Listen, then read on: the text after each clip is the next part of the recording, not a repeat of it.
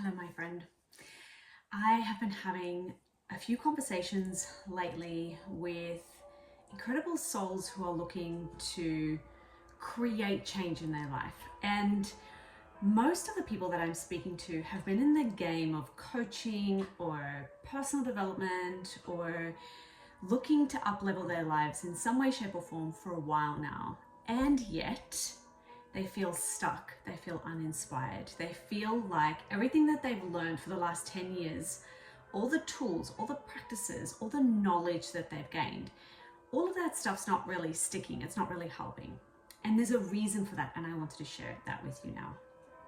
So the way I see it is that there are 4 stages of enlightenment, let's call it consciousness, right? And so if you look at these 4 stages, what we're doing throughout our lives, and it's not that we move in a linear fashion, moving from one step to the next, and never regressing. We do regress. It's kind of like a spiral, and these 4 stages, these 4 levels exist within a spiral. And the stage number 1, or one of the stages that could be explained as one of the lowest levels in this little 4-level tier, is the stage of victim consciousness. This is where you think, life is happening to me. Everything around me is attacking me. This is you being a victim of your circumstances. The next level is when you realize that you have a choice in the matter, that it's your responsibility to get out of that victim consciousness, whether you're choosing new thoughts, you're learning new tools.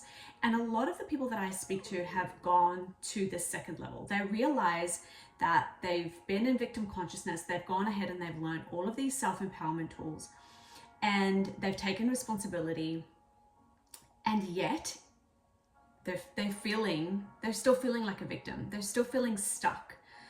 And I want you to think about this from a point of view as being the shift in consciousness is something that takes time, and it's a big deal. So moving from victim consciousness to taking responsibility and learning how to dig yourself out of the little holes that we constantly put ourselves in, this is like a huge shift in beliefs, in values, in so many different ways of being in the world. This is not just simply like realizing you're a victim and then learning tools and then all of a sudden, boom, your life is perfect. It doesn't work that way, because the threads of victim consciousness could not only be something that you are experiencing, but it could be something that you've been carrying with you from generations past.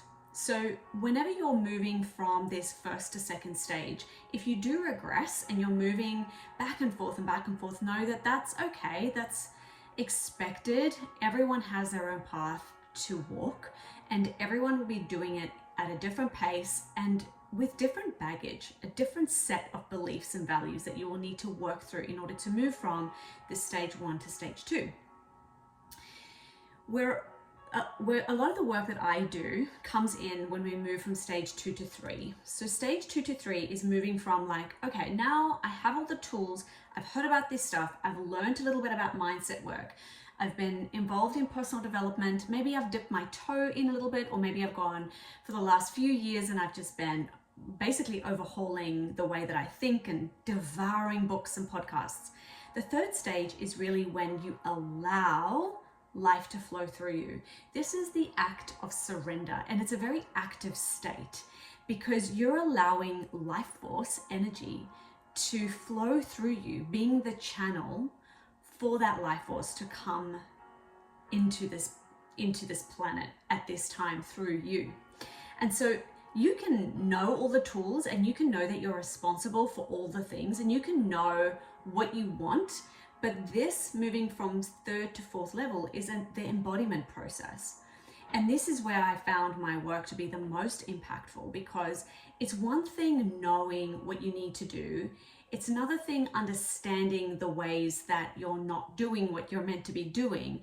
But what about going from stage 2 to 3? That is the part that is really, really powerful when you start to work with someone who can guide you through those pitfalls, those challenges, those experiences where you block yourself from experiencing true life force, where you block yourself from channeling what's meant to come through you because you are so stuck in taking responsibility, because there's a light and shadow of everything, right?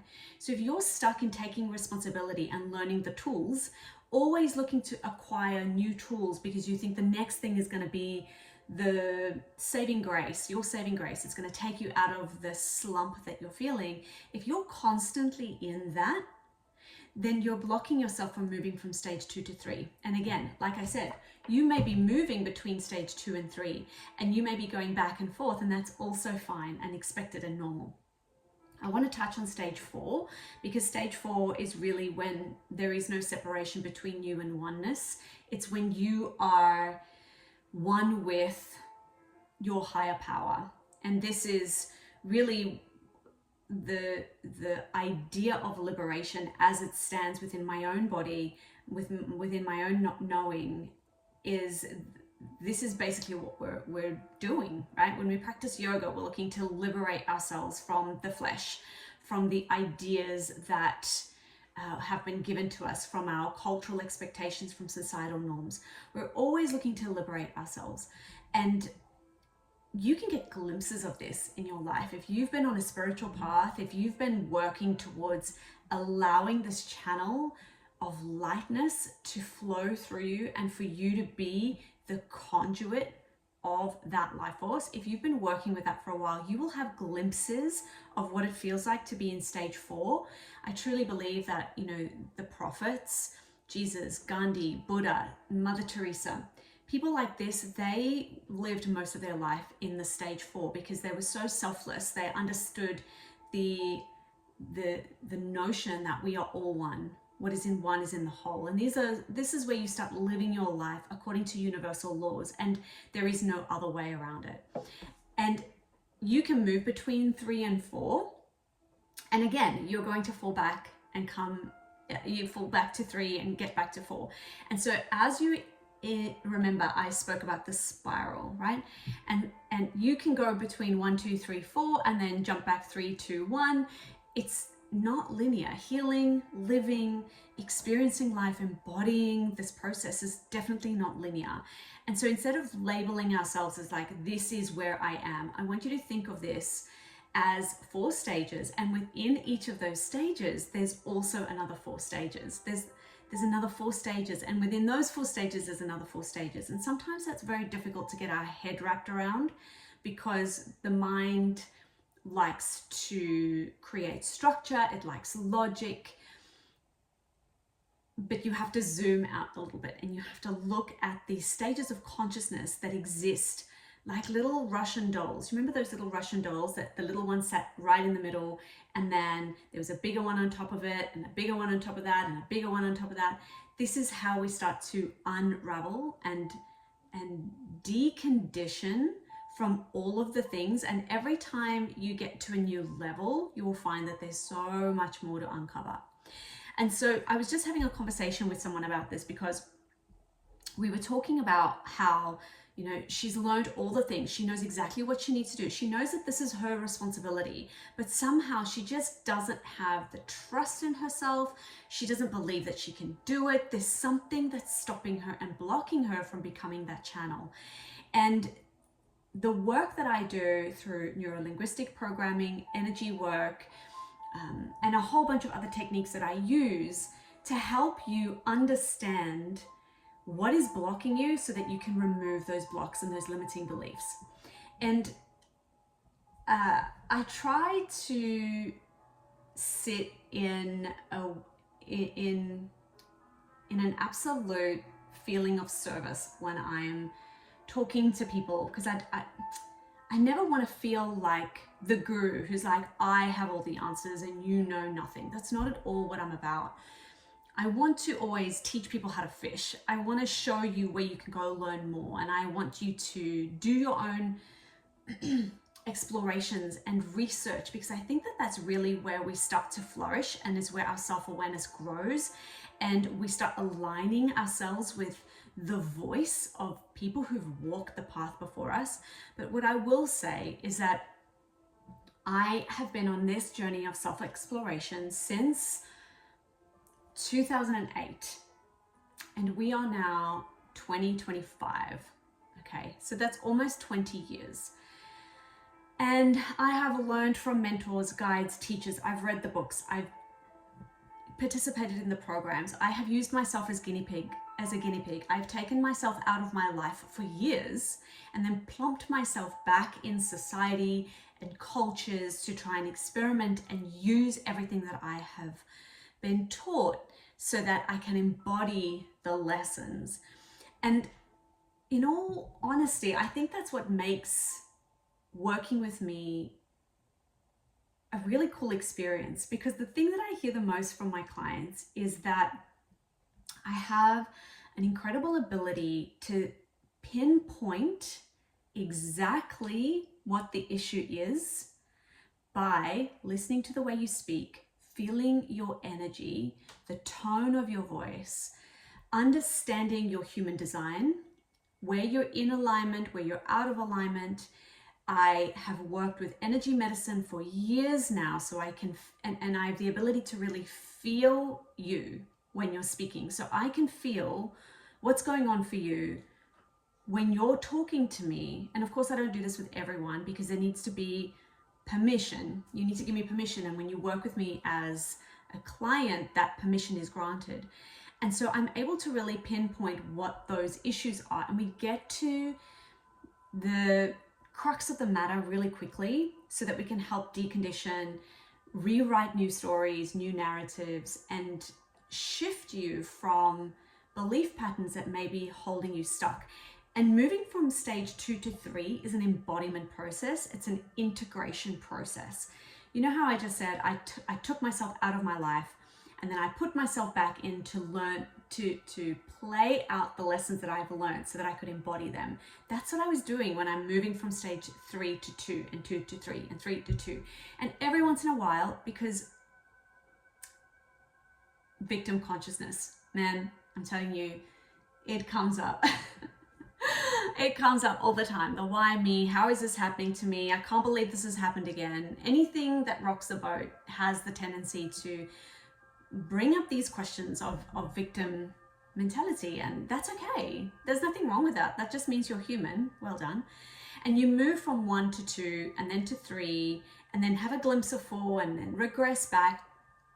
But the 2 to 3 is the magic, because the 2 to 3 is when you go from feeling like you are responsible for everything to co-creating with the universe.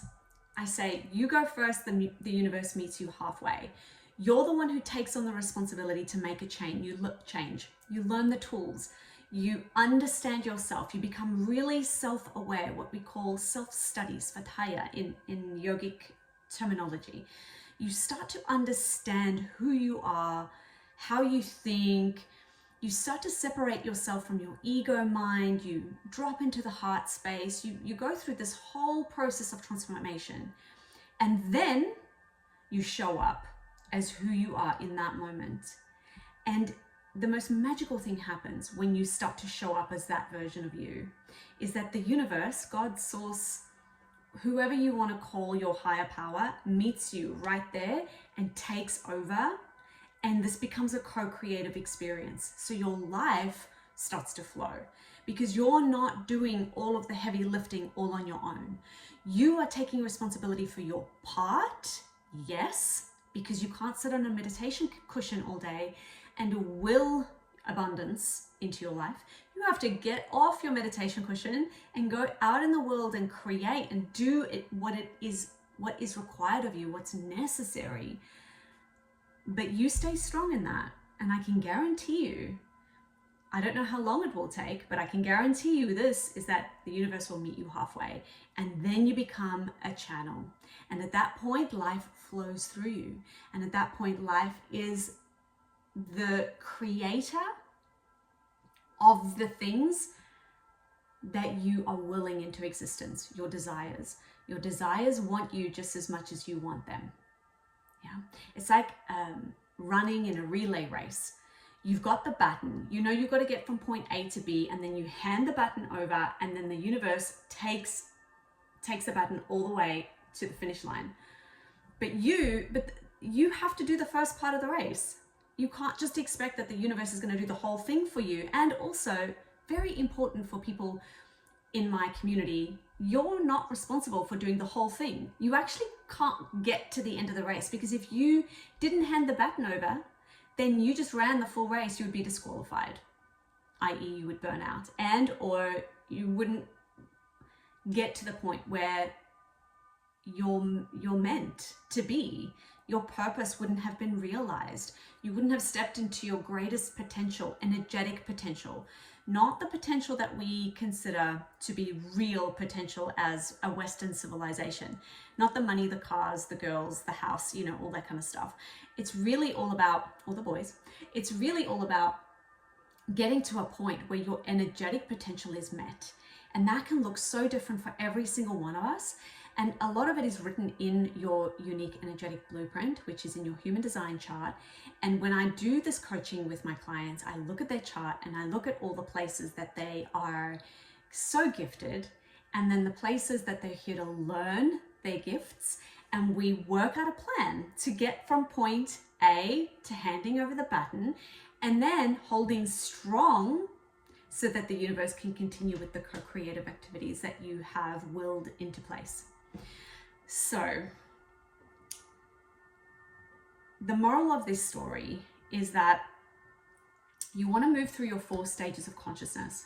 You want to move from point A, or point 1, which is victim consciousness, to point 2, taking responsibility and learning how. You also want to learn how to transition into stage number 3, which is where you allow universe, source, God to move through you, to be the channel. This is the art of active surrender, is what I like to call it. And then from there, once you're in that place of surrender for long enough, and you're feeling what it feels like to completely hand it over while still being in integrity of what is your responsibility, then you move into glimpses of stage 4 and start to realize your full potential as a soul who is incarnated on this planet at this time. And it's so freaking beautiful. It's so beautiful. I've had glimpses of this. I call them little glimmers. I know that the technical term for glimmers is not necessarily this, but I love to think about glimmers being those moments in time where you feel the universe, the source energy rushing through you, and you can't help but smile. A tear runs down your cheek because you are just in so much gratitude and so happy, appreciative. You're in a state of complete bliss and joy. Those little glimmers, those states, that for me is the connection that I experience of oneness. There is no separateness. I become one with my surroundings and what I'm looking at, and it's just the most beautiful experience. So if you're looking to move through those areas of consciousness, specifically between stages of 2 and 3, and of course stage 1 to 2, this is just where you come out of victim consciousness and you start learning more about yourself. The stages that I support my clients with, stage 1 to 2 is all about self-awareness and self-study. So there's like a full little, I call it a curriculum, although it's not set in stone, but a way that I help you understand who you are. And I've had clients who've gone through that and then years later come back to work with me again to go through stages 2 and 3, or from stages 2 to 3. So stage 1 to 2, out of victim consciousness, stage 2 to 3, learning how to be the channel for the things that you're looking to bring through in your life. And if that's something that's interesting to you, please check out the links for however you're watching this video and connect with me. I don't really have, at this stage, I don't have fancy sales pages and info sheets, and I'm just so focused on speaking to the people who really want to move through these stages, and I want to have a conversation with you so that we can see where you're at and whether or not the work that I will do with you will actually help you, or whether there's anything that you need to do or that would be helpful for you to do before you progress into working with me. Maybe it's another book or a podcast series that you can listen to that will help you move between those subtle stages within each stage, which will really help you get from 2 to 3 easier and quicker when we work together, if we work together. So anyway, all the information to contact me is wherever the description is of this video. Thanks for sticking with me for the full 20 minutes. I just had this feeling like I needed to tell someone about this, because it's just so clear to me as to how the work of embodiment and integration is moving between stages of consciousness. Between stages of consciousness, you have to shift beliefs and patterns, holding patterns that are keeping you stuck. It's not because you're not good enough, because you're too flaky, because you're indecisive. It could have all of those things included as part of it, yes, but there's an underlying current that's pulling you in its direction. And what we want to do is not go to the first layer of what you think it is, not even the second or third layer. We want to dig 3 or 4 layers deep and start to address the root cause of why you're experiencing what you're experiencing. Because if we pluck that out by the root, guess what? It's gone. Instead of just trying to deal with the symptoms. We don't want to deal with the symptoms. That helps short term. That helps get you through a difficult time. It helps you move through life without breaking down and falling into a heap. So symptom management is required at times, but when you're looking to do this deep work, we're not interested in the symptoms. The symptoms are going to show us where the problem is, but we're going to dig a little bit deeper and get down to the root cause. Anyway, I think I've said enough. Mwah. Big kiss to you. Have a wonderful day, night, wherever you are in the world. And I hope to have a chat with you soon. All details are in the description. Bye.